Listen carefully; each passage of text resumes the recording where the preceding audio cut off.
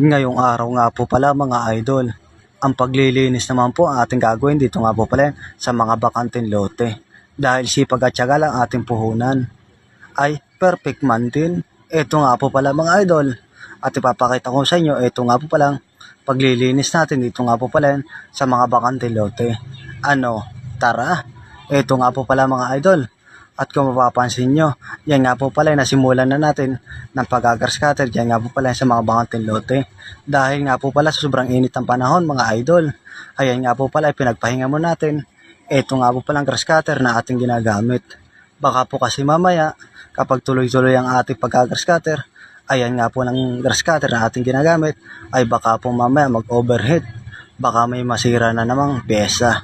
Ayan nga po pala mga idol.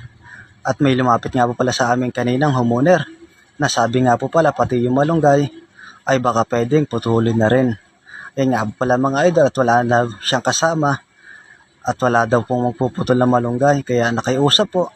Siyempre po mga idol kami naman po ay bilang maintenance at kaya rin man natin gawin at sumunod na rin po tayo na ating ginawa na po. Yan nga po pala mga idol at ipapakita ko sa inyo ito nga po pala mga kaganapan na ating ginawa. Dahil nga po pala mga idol, ayan nga po at utay-utay na natin na putulin po itong malunggay.